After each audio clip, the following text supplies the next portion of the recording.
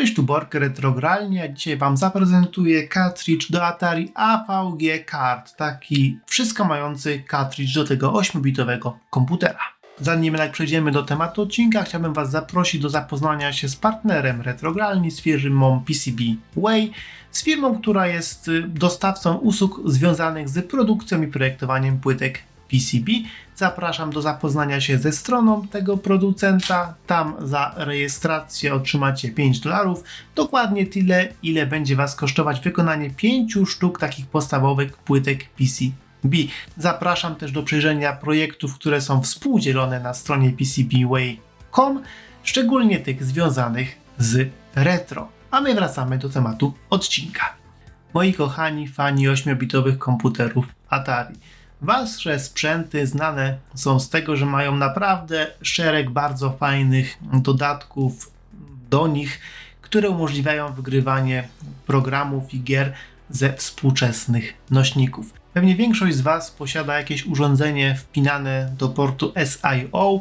Czy jest to większe urządzenie SIO to SD, czy jest to mniejszy microdrive, nawet teraz w dobie ogólnej drożyzny za powiedzmy 100 ileś tam złotych w przypadku tego microdrive'a możecie spokojnie wgrywać sobie na Atarynkę z karty SD pliki wykonywalne XEX, obrazy dyskietek czy tam pliki kasetowe. Także tutaj macie się naprawdę dobrze. Do portu SIO można też wrzucić na przykład Fujineta, czyli taki kombajn do wgrywania plików, ale jeszcze nawet z wbudowaną kartą Wi-Fi, z wbudowanym internetem. Także jeśli chodzi o kartridże, to jest dostępna naprawdę szeroka gama różnych rozwiązań, różne wersje side i tego typu różne bajery, chociaż akurat te kartridże są trochę droższe od tych rozwiązań wpinanych do portu SIO, także można powiedzieć, że atarowcy macie tutaj się naprawdę dobrze i macie się naprawdę dobrze, bo możecie od jakiegoś czasu kupić jeszcze jedne nowe rozwiązanie AVG karta. Jest to takie rozwiązanie Combine, jest to rozwiązanie, które bezpośrednio pozwala na wgrywanie plików typu kartridżowego, czyli plików CAR. Jeśli ten kartridż podłączymy do gniazda w Atarynce, do gniazda kartridży, możemy tutaj sobie ładować pliki CAR objętości nawet do 1 MB, czyli bardzo, bardzo dużo, ale również ten kartridż pozwala na wygrywanie plików XEX, czyli tych plików wykonywalnych, również plików ATR, obrazów dyskietek.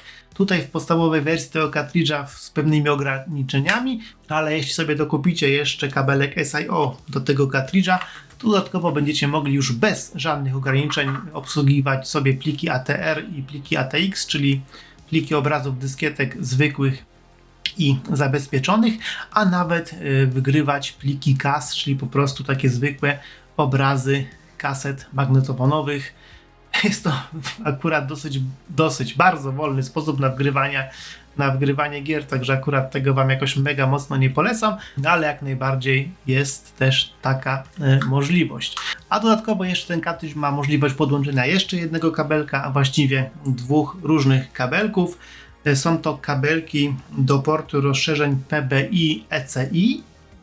PBI-ECI, czyli tego portu rozszerzeń, który nazywa się ECI w Atari 130 i w Atari 65XE i który nazywa się PBI w Atari bodajże 800XL. Nie jestem pewien, nie pamiętam, czy ten port występuje we wszystkich 800-kach. Bardzo możliwe, że nie. Tutaj mnie nie cytujcie, ale wydaje mi się, że tylko część 800-ek posiada ten port. Na pewno nie posiadają wszystkie 65XE tego portu, na pewno posiadają wszystkie tego typu porty Atarynki 130XE i są to dodatkowe porty rozszerzeń obok kartridża i jeśli podłączymy sobie tego AVG karta dodatkowo przez złącze PBI albo ECI, to będziemy mogli wykorzystać jeszcze ten kartridż jako rozszerzenie pamięci o dodatkowe 512 KB RAMu, także pełen kombajn, ten kartridż to pełen kombajn, bo z dwoma kabelkami pozwala na praktycznie wgrywanie wszystkiego ze wszystkiego i jeszcze jest dodatkowo rozszerzeniem pamięci. Ale co będę Wam tutaj więcej opowiadał na sucho, podłączmy go i potestujmy. Zanim jeszcze zacznę sobie testowanie tego kartridża, to spróbuję wykonać update oprogramowania.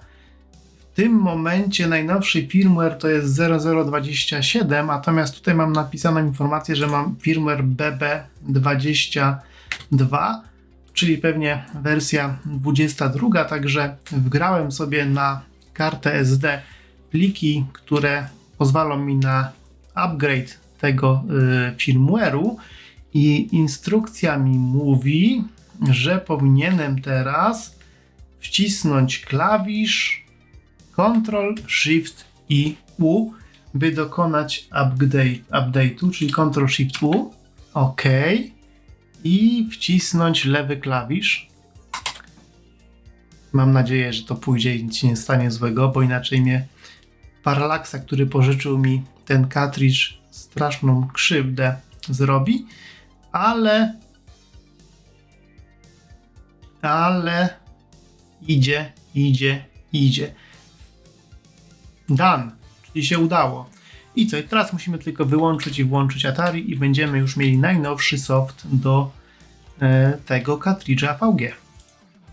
AVG karta podpiąłem pod Atari 130XE, żeby wykorzystać jego pełne możliwości, to znaczy fakt, iż jest także rozszerzeniem pamięci, bo w Atari 130XE mam ten dodatkowy port rozszerzeń przy kartridżu.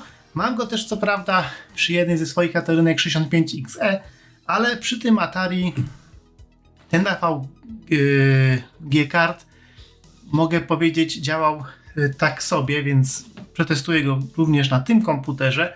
To jest 130 i tutaj co? I tutaj odpalimy sobie na początku River Ride'a.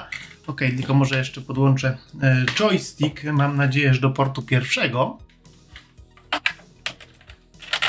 Że to się z portu pierwszego wszystko powinno dobrze uruchamiać. I co? I odpalamy sobie gry. Możemy chodzić kursorami w górę lub w dół. Możemy wcisnąć klawisz przy danej literce, przy danej nazwie katalogu. R jest akurat pod V. Śmieszna sytuacja.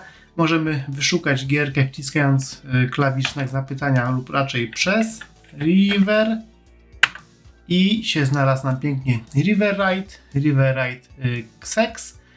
I co? I returnem się odpala grę. Nie jestem pewien, czy muszę wcisnąć klawisz Option, tak jak przy normalnej Atari, by wyłączyć Basica. Spróbujemy bez. I tutaj mam taką samą sytuację jak przy 65. Nie odpala mi się ten pliczek. Reset również nie działa. Reset na komputerze również nie działa. Spróbuję więc uruchomić ten plik trzymając klawisz Option. Jak mówiłem, możemy szukać, ale też możemy przychodzić lewo, prawo, całe ekrany. I co? I wejdziemy sobie do tego River Ride'a jeszcze raz. Pyk. Tym razem wcisnę ten klawisz Option, nóż widelec, to wymaga takowego działania.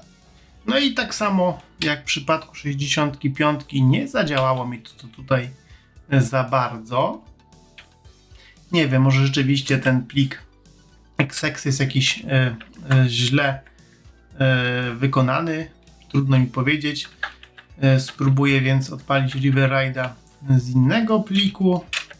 Nie o takie coś mi chodziło. Delaytem się wchodzi w górę? Tak, delaytem się wchodzi w górę. River Ride. Gdzie jest River Ride? Jest jeszcze raz River Ride. I niestety tutaj nie widać, kurczę, całej nazwy pliku, bo jest za długa niestety. Także nie wiem, co tutaj za pliki chcę odpalić. Przydałoby się jakaś możliwość obejrzenia całego pliku Dopiero teraz zauważyłem, że po prawej stronie ekranu widać taką kolumnę, w której można przeczytać jednoliterowy opis tego, jakiego typu jest dany plik.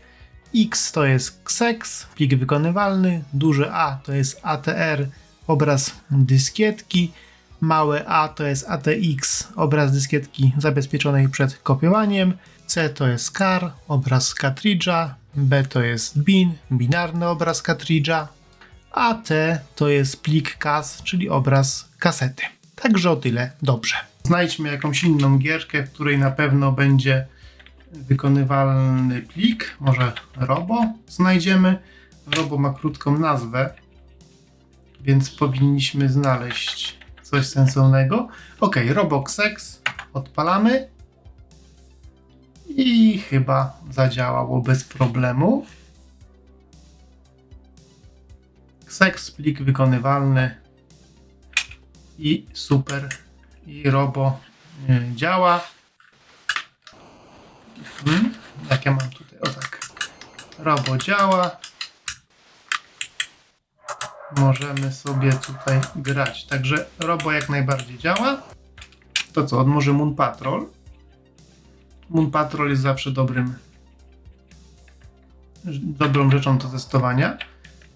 Ok, Moon Patrol. Moon Patrol oczywiście w wykonaniu Atari. I co? I mam tutaj plik XEX wykonywalny, chociaż tu jest napisane, że wersja jest 5200, ale to raczej chodzi dalej o komputerową wersję Atari, jak najbardziej. Start. Komputerową wersję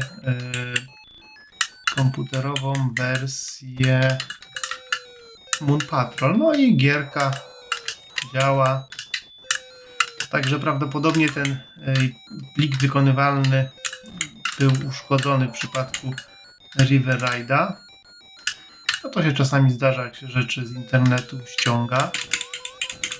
Jaki Moon Patrol jest, każdy widzi. Można sobie grać. Na wszelki wypadek znajdźmy więc może jakiś plik typu kartridżowego. Niech to będzie też ten Moon Patrol, bo najwygodniej będzie mi chyba odpalić coś w ten sposób, znaleźć. Ok, tutaj mamy plik CAR, czyli cartridge i błyskawicznie odpalił nam się cartridge. Moon Patrol oczywiście zadziała, bo dlaczego zadziałać by nie miał? Doczytałem w instrukcji i już wiem, że żeby wyjść do głównego menu trzeba wcisnąć przycisk lewy i tapnąć reset. I teraz wrócimy do menu karta. I co? Jeszcze raz restart gry. Prawy reset, przepraszam. O, weszło mi do startu. Także trochę to jest dziwne. Jak przytrzymam za długo, to wchodzi mi do startu. Także jeśli chodzi o działanie tego przycisku prawego i lewego i przycisku reset, to trzeba mieć pewne wyczucie, bo jak się za długo przytrzyma, to można trafić na memory test. Jak się zrobi za szybko, to może nie zadziałać. No akurat dobra. W przypadku CARa to się klika i resetuje. Klik. A w przypadku XEXa trzeba było przytrzymać ten klawisz. No, trochę to różnie działa w przypadku różnych plików wykonywalnych, z tego wynika. Jeszcze tam widziałem plik bin. Co ciekawe, chyba nie było informacji na stronie, czy pliki bin są w jakiś sposób obsługiwane. Mamy też ten plik bin. O, i to też jest prawdopodobnie plik kartridża, tylko o innej nazwie. Aż sprawdzimy na stronie. Co prawda nie ma napisane na stronie, czy pliki bin są obsługiwane, no ale widzicie są. To co? Spróbujemy obraz dyskietki ATR. Może jakąś inną gierkę na Atari. O, na przykład Zorro. Na pewno mamy tutaj Zorro w kilku wersjach. O, tutaj bardzo fajnie mamy wersję kasetową i też mamy wersję dyskietkową. Mamy właściwie wszystkie możliwe wersje. Spróbujemy wersję dyskietkową. Czy też sobie bez problemu odpalimy?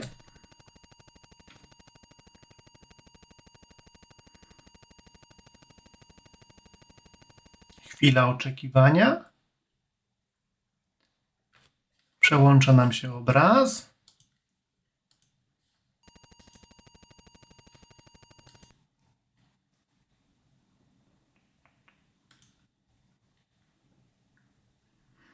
Trochę trwa odpalanie tej gierki, ale mam nadzieję, że pójdzie. No i Zorro! Chodź, Zorro!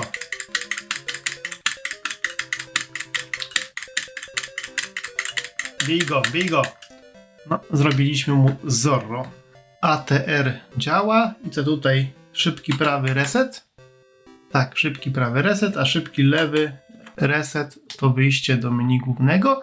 Jeszcze jedna malutka uwaga a propos plików ATR. W momencie, kiedy mamy do kartridża podpięty kabelek do portu SIO, to właściwie nic nie trzeba robić. Pliki ATR działają w pełni bez problemu. Natomiast w momencie, w którym byśmy nie mieli tego kabelka, czego szczerze nie polecam, nie warto oszczędzać 5 funtów i tego kabelka sobie nie kupować, to jest kompletnie bez sensu, to wtedy używanie plików ATR jest zrobione troszkę inaczej. Wtedy tak naprawdę z tych plików ATR wyciągamy egzeki, dopiero te egzeki są uruchamiane. Jest takie, powiedzmy, ograniczone działanie, ograniczone możliwości wtedy obsługi tych plików ATR i wtedy musimy przegrać na kartę SD do katalogu głównego plik, który się nazywa OSXex2 i to jest chyba jakiś taki właśnie program pośredniczący, który z ATR-a wyciąga egzeki i je odpala osobno, że tak powiem, jako osobne pliczki.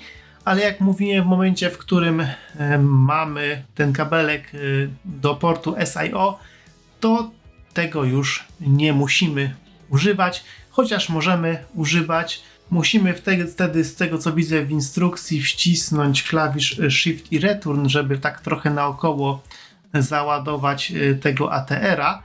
I co, może spróbuję w sumie, bo nie testowałem tego uproszczonego trybu działania ATR-ów. Moon Patrol zawsze dobry. To jest ATR, Shift Return.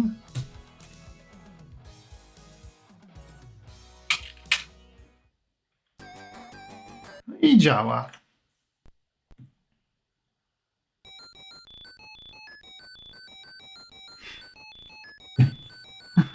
I działa akurat w przypadku Moon Patrolu. Tutaj żadnej różnicy nie było. Ale część ATR-ów, mimo że będziecie mieli ten plik wgrany, a nie będziecie mieli kabla do SIO, to wam się po prostu część ATR-ów nie uruchomi poprawnie. To co, spróbujemy tego ATX-a. Obsługa ATX-ów działa tylko i wyłącznie z kablem SIO, ale kto by kupował AVG karta bez tych kabelków, to się chyba zupełnie mija z celem tego typu działanie. Ok, to jest jakaś zabezpieczona, niby teoretycznie rzecz biorąc, dyskietka. I co? No i musimy chyba poczekać, aż się załaduje.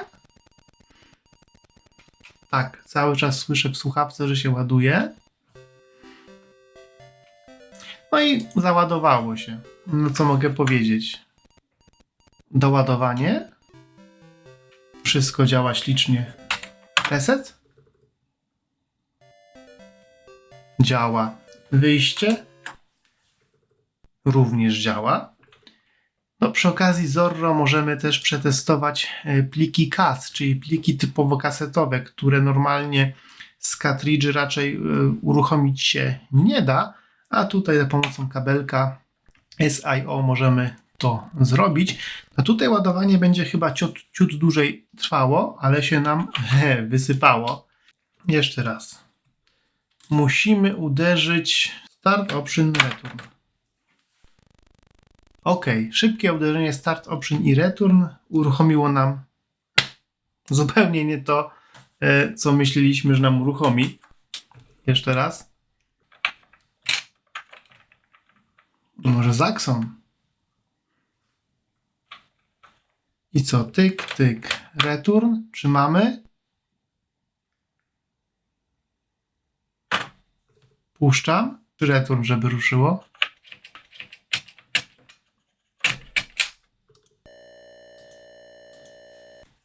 Idzie niby.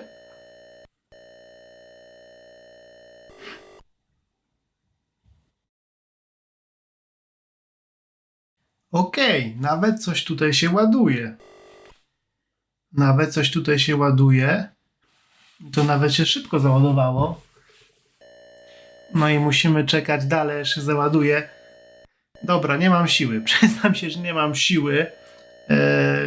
Możecie uznać, że ładowanie plików CAS działa, ale to jest ostatnia rzecz, jaką bym wam radził robić na tym kartridżu. Ok, przejrzeliśmy wszystkie podstawowe funkcje ładowania. To teraz warto by sprawdzić, czy działa rozszerzenie pamięci. Na początku może wejdziemy sobie w użytki, w diagnostyczne i co? Odpalimy sysinfo. Ok, odpalimy sobie tutaj i co my tutaj mamy? Sysinfo, MOS 6502, XLXE, Detect Memory 64 KB podstawowej, 64 KB rozszerzonej, no czyli mamy po prostu 128 KB, bo jest to Atari 130XE, także to mamy sprawdzone i teraz powinniśmy odpalić sobie rozszerzenie pamięci i to się robi, jak mówi instrukcja, wciskając Ctrl-Shift-M. Ctrl-Shift-M. Chyba nie trafiłem. Ok, memory mamy rozszerzone i zobaczymy teraz, ile sysinfo nam pokaże pamięci w komputerze. No i widzicie, podstawowe 64 KB i jeszcze dodatkowo pół megabajta więcej, także mamy troszkę ponad pół megabajta RAMu. I co? I możemy zobaczyć, czy jakieś gierki na taką ilość RAMu działają. Ja sobie tutaj przegrałem odpowiedni zestaw gierek, który przygotował Larkadiusz. Mam nadzieję, że mówię dobrze Larkadiusz, a nie Arkadiusz. Ach, nigdy nie wiem, jak się tak sobie wszystkie wymienia. Ok, na 128 KB by nam wszystkie poszły to standardowo, na 1 MB nam nie pójdą, ale na 256 KB coś nam tam pójść powinno. Komando. Ok, może Komando Plus. Komando Plus. Gierka. Mam nadzieję, tutaj pójdzie nam ślicznie. I mam nadzieję, że to będzie po prostu komando. Tak, i to jest komando. Jeszcze sobie wezmę słuchawki, żeby muzyczki posłuchać.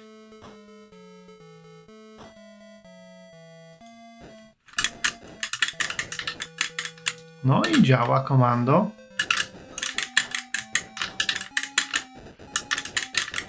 Okej, no muzyka się do komodorowskiej nie umywa, ale gierka wygląda całkiem spoko, muszę powiedzieć, jak na Atari. Ślicznie. Także to była gierka na 256 KB, a teraz spróbujemy na 320. Bombjack. Dobra, teraz jest w porządku. Przełączyłem ustawienie grabera na trochę inną rozdziałkę. No tak, zginąłem. I co, i spróbujemy jeszcze raz? Bardzo specyficzna jest tutaj rozdziałka w tej grze, jeśli chodzi o Atarynkę, bo Grabber i Upscaler trochę głupiały.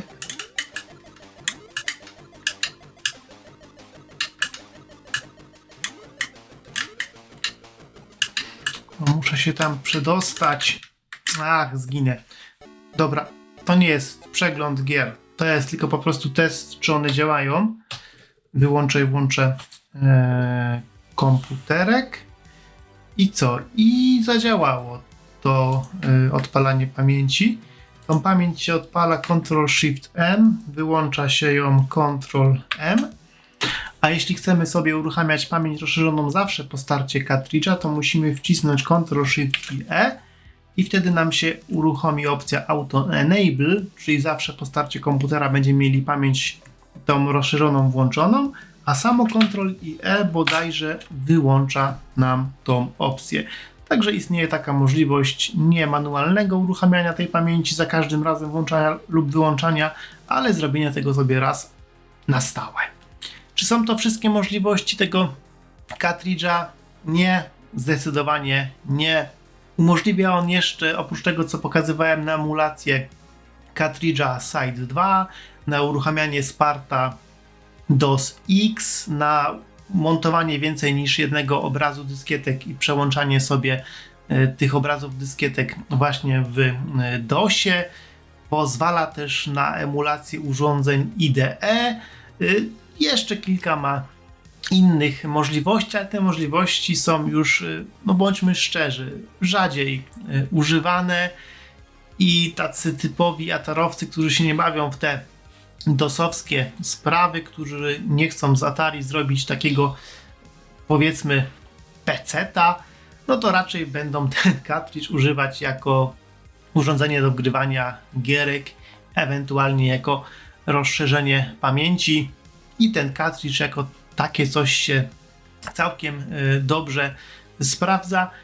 Jedyne uwagi, jakie mam do niego, no to są uwagi, które mam do dużej części atarowskich urządzeń tego typu i są to dosyć nieintuicyjna obsługa dziwnymi skrótami klawiszowymi i niestety nigdy nieaktualna instrukcja na stronie internetowej. I to mogę powiedzieć o większości urządzeń podpinanych do Atari i to też mogę powiedzieć o tym AVG karcie, ale nie jest to jakiś tam killer, jak najbardziej nie. Spokojnie sobie dacie radę i ten kartridż bez problemu będzie wam się dobrze obsługiwało. Na końcu jeszcze kwestia ceny. Sam goły kartridż to 75 funtów, czyli około 400 zł. Dodatkowo wypadałoby sobie kupić kabelek SIO i PBI ECI po 50 złociszy, po 10 funtów, czyli w sumie za całość wydacie około 500 zł plus koszty wysyłki. 500 zł na taki kartridż, czy to jest dużo, czy to jest mało? Powiem wam tak, w większości przypadków posiadanie zwykłego tego S-Drive'a Micro, który kosztuje troszkę ponad 100 zł w tym momencie, będzie już wam zupełnie wystarczającym. Ale jeśli chcecie się pobawić na Atari w coś poważniejszego, jeśli chcecie sobie pouruchamiać szczególnie obrazy kartridży, no to wtedy to rozwiązanie będzie dla was chyba dobrym rozwiązaniem, bo kupowanie jakiegoś innego, alternatywnego kartridża w tym momencie do Atari to jest chyba jeszcze nawet większy wydatek. Zastanawiam się, ile w tym momencie kosztuje SIDE 2 albo SIDE 3. Ok, SIDE 2 to w tym momencie około 260 zł, ale to jest bardzo stary kartridż, który jeszcze działa na te stare karty CF, które w tym momencie kosztują straszne pieniądze. Natomiast SIDE 3 to około 440 zł, ale znowu wydaje mi się, że kupowanie SIDE'a to jest taki mocny overkill, a szczególnie, że jeszcze by uzyskać tutaj funkcjonalność podobną potrzebowalibyście rozszerzenia pamięci i jakiegoś urządzenia SIO, czyli tam S-Drive'a czy SIO to SD, także i tak dodając te wszystkie rzeczy do siebie wydalibyście na pewno więcej na SIDE 3 z dodatkowymi akcesoriami, dodatkowymi urządzeniami niż byście wydali na AVG karta w sumie maksymalnie 500 zł plus koszty przesyłki. Oczywiście zdecydować musicie sami, czy wam się to przyda, czy chcecie to kupić. No tutaj niestety wam do końca powiedzieć nie mogę, co tam w waszych głowach siedzi i nawet nie będę próbował. I myślę, że to wszystko w tym momencie, wszystko w tym odcinku. Serdecznie zapraszam was do subskrypcji naszego kanału, do wsparcia naszego kanału na Patronite. Może uda mi się uzbierać na AVG karta, bo ten mam pożyczony od Parallaxy i muszę go bardzo szybciutko mu oddać, bo się na niego strasznie napalił. Zapraszam też do odwiedzenia naszego serwera Discord i mam nadzieję, że widzimy się już niedługo. Pozdrawiam serdecznie, Borg Retrogralnia.